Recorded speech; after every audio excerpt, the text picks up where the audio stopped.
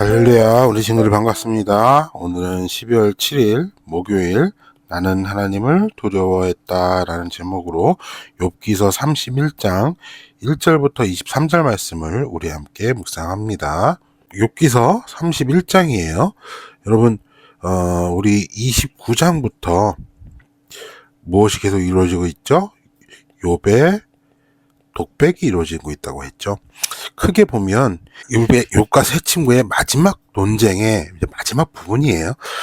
그런데 우리 29장에서는 무엇을 얘기했다고 했어요? 욥의 과거, 그리고 또 회복을 기대하는 소망에 대한 부분이 나와 있고요. 30장은 비참한 현재에 대한 부분이 나와 있죠.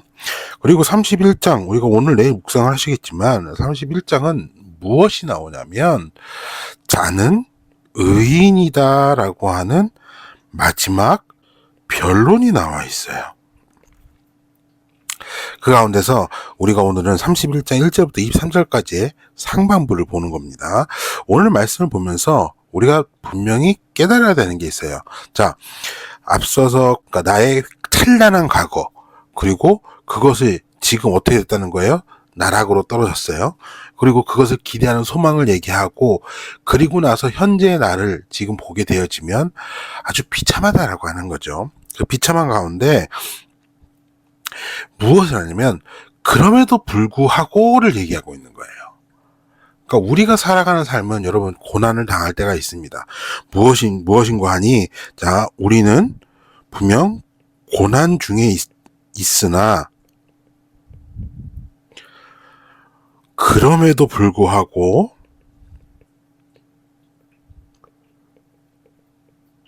하나님을 의지해야 한다. 특히 오늘 본문 말씀에 이것에 대한 중요한 말씀이 무엇이냐면 바로 하나님을 경외해야 한다는 거예요. 우리 오늘 1절 말씀을 한번 볼게요. 오늘 1절 말씀에서 뭐라고 이제 얘기하고 있나요? 내가 내 눈과 약속했는데 라고 얘기해요. 자, 내 눈과 약속했다 그랬어요. 여기서 약속이라는 말이 나옵니다. 여러분, 약속이라고 하는 원어는 베리트라고 하는 단어예요.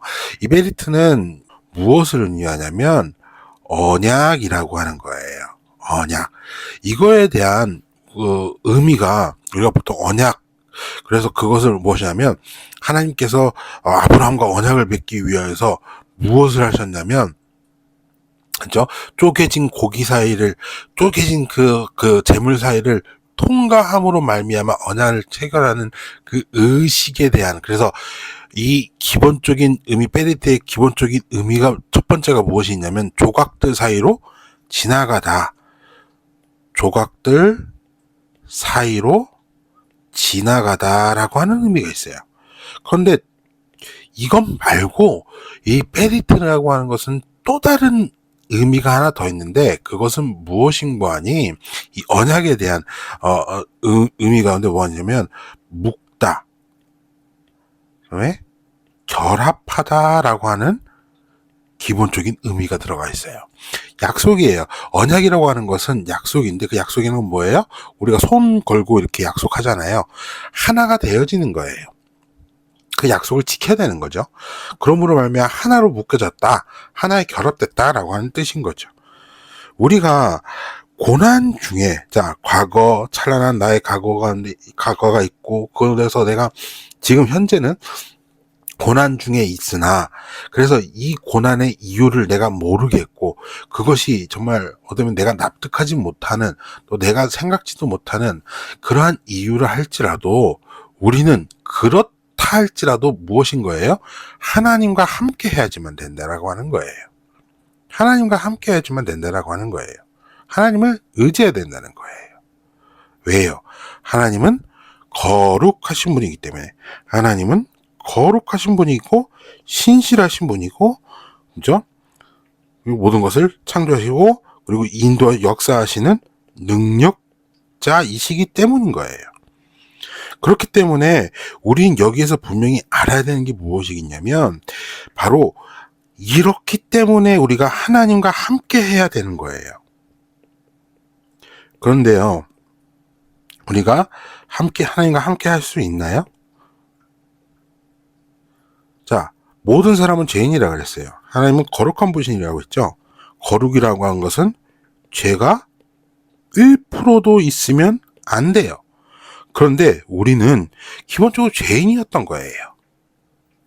하나님과 함께 할 수 있어요? 없어요. 그죠?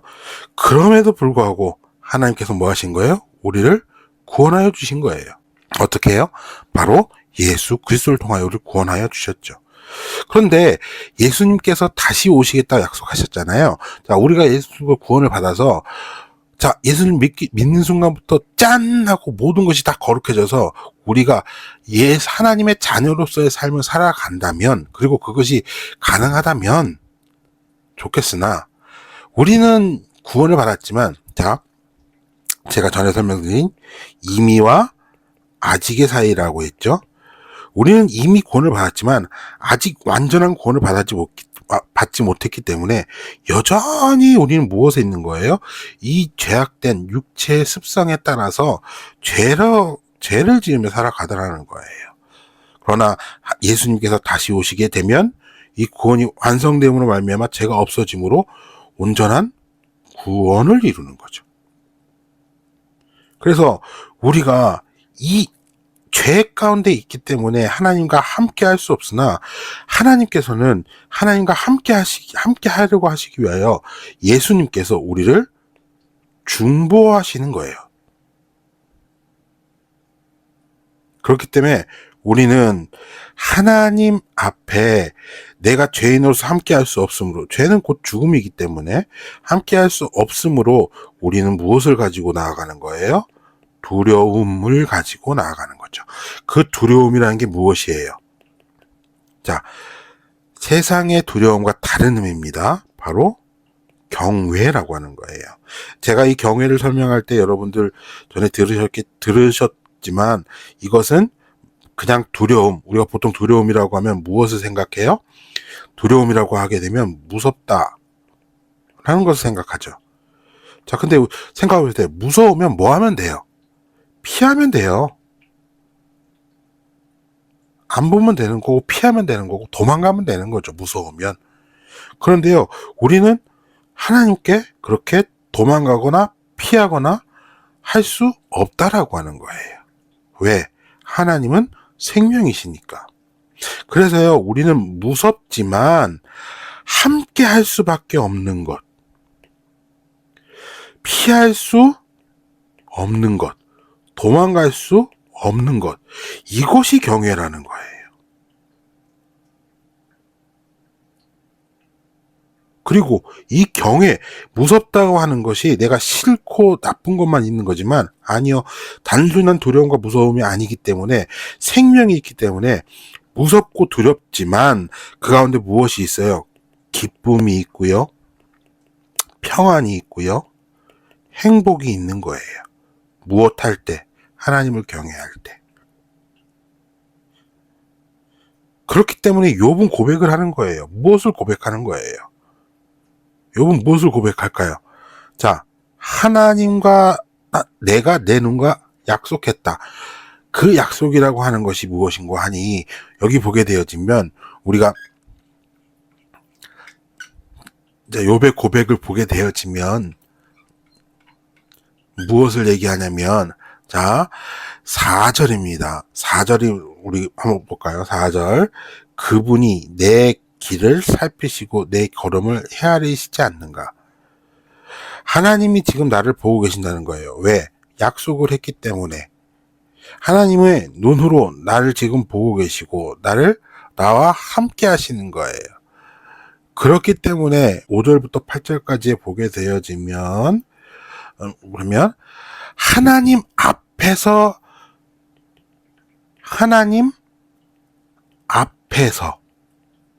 의로운 삶을 살았다라고 고백하는 거예요. 중요하게 볼 것이 뭐예요? 하나님 앞에서라는 겁니다. 하나님 앞에서라는 거예요. 욥은 자기에게 지금 이 고난 중에 있고 어려움 중에 있다 할지라도 욥은 철저하게 이 경외한다고 하는 것은 결국 무엇이냐면 욥이 했던 것인데 철저하게 뭐냐면 하나님 앞에서라고 하는 것으로 나아갔던 거예요. 자, 하나님 앞에서. 여러분 이거 되게 유명한 말이에요. 여러분 혹시 여러분 이제 단기 선교 가시는 분들도 있고 한데 우리 선교나 이런 게 하다 보게 되면 이런 이야기 들어보지 않았어요?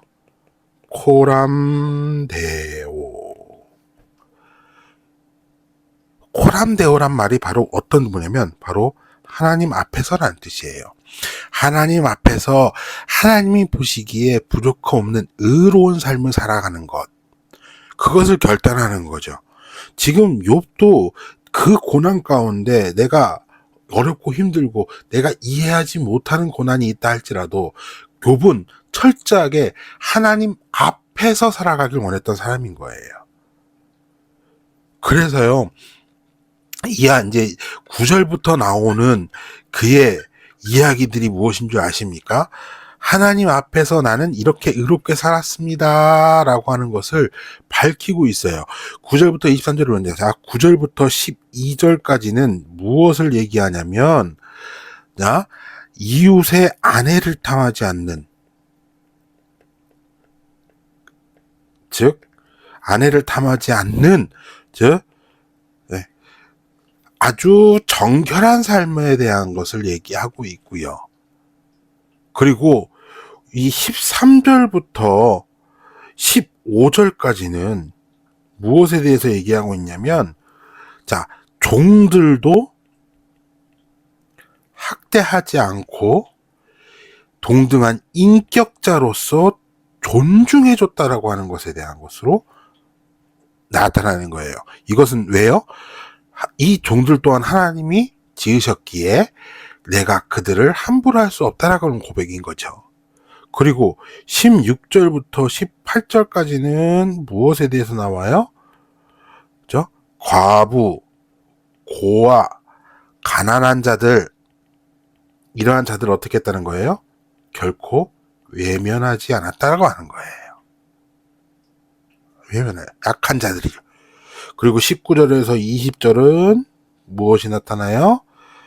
그러한 가난한 자들, 빈궁한 자들, 즉 어려운 자들을 도왔다라고 하는 것에 대해서 나와 있어요. 그리고 21절에서 23절에서는 이제 뭐예요? 그들을 도우면 돕고, 그 다음에 또 이 땅에 뭐예요? 세력가들. 그러니까 세상과 결탁하지 않고, 세상과 결탁해서 약자를 괴롭히는, 그러니까 결탁하지 않았음을 나타내는 거죠. 이러한 정결한 삶을 살았다고 하는 거예요. 왜? 하나님 앞에서 살았던 욥이기 때문인 거죠. 우리도 마찬가지예요. 오늘 말씀을 통하여 우리가 분명히 깨닫길 원합니다. 무엇을 깨달아야 됩니까? 자, 우리가 어렵고 힘든 가운데 있어요. 아무리 어렵고 힘든 가운데 있다 할지라도, 그리고 내가 그 상황 속에서도 우린 뭐 해야 되는 거예요? 하나님 앞에서라고 하는 이 코람데오의 삶을 살아가야 되는 거예요. 왜? 하나님을 경외해야 하기 때문에. 경외라는 것은 두렵지만 함께 하는 것. 여기에 무엇이 있어요? 생명이 있기 때문에, 기쁨이 있기 때문에. 그렇기 때문에 지금 내가 어려운 것도 하나님께서 주신 이 생명과 기쁨으로 말미암아 회복되어지더라라는 거죠. 여러분, 그러므로 우리는 분명히 결단해야 돼요. 자, 우리 한번 적용을 한번 볼까요? 욥은 하나님 앞에서 자기 인생을 돌아보고 있습니다. 하나님은 여러분의 인생을 어떻게 바라보고 계실까요? 스스로 생각해 봅시다. 자, 여러분들의 삶은 어떠한 모습인가요? 자, 여러분들 하나님 앞에서 여러분들 어떠한 삶을 얘기할 수 있어요. 마지막 날 심판의 때 여러분 하나님 앞에 갔어요. 그 앞에서 여러분들은 무엇이라 말할 수 있어요? 하나님을 경외하며 살았다 말할 수 있나요? 그 삶의 모습을 여러분 한번 보시길 바래요. 생각해 보시길 바래요. 그리고 믿음이 좋은 욥에게 불행이 닥쳐온 것처럼 그리스도인에게도 늘 좋은 일만 일어나지 않습니다. 어려움이 처할 때 여러분 어떻게 기도하나요? 여러분, 자, 어려움이 닥쳤다 그랬어요. 내가 이해할 수 없는 어려움, 납득할 수 없는 어려움이에요. 그 어려움 속에서도 하나님을 버리지는 않나요? 아니, 어려움뿐만 아니라 이 불행이라고 하는 것에 대하여서는 저는 그것도 생각해요. 여러분, 유혹 가운데 유혹 있잖아요. 그 유혹의 불행의 씨앗이잖아요. 그 유혹 가운데 여러분들 하나님을 쉽게 버리고 있진 않나요? 하나님을 버리지 않는다 하면서도 하나님 앞에서의 삶을 살아가고 있지 않나요? 여러분들 무엇으로 살아가고 있어요? 어떻게 기도하고 있어요? 하나님 앞에서 살아가는 삶을 통하여 여러분 하나님께 함께 하겠다고 하나님을 의지하겠다고 하는 기도가 되어지냐라는 거죠. 여러분 그래서 항상 하나님을 의지하는 삶, 하나님을 경외하는 삶을 살기 바랍니다. 오늘 제목처럼 나는 하나님을 두려워했다. 하나님을 두려워하는 삶을 살아가기 바라요. 하나님을 무서워하시길 바랍니다. 그러나 하나님은 생명이시고 기쁨이시기에 그 두려움이, 그 무서움이 기쁨이 될 수 있는 여러분들 되길 바라요. 그래서 항상 우리가 이렇게 기도하길 원합니다. 하나님을 경외하는, 즉 하나님을 두려워하는 우리들 될 수 있도록 하여 주시고 그 두려움으로 하나님이 회복시키시는 역사를 통하여 우리를 하나님 나라 살아갈 수 있도록 하나님 앞에서 부끄럽지 않도록 해주세요 라고 기도하는 우리 친구들 되길 바랍니다.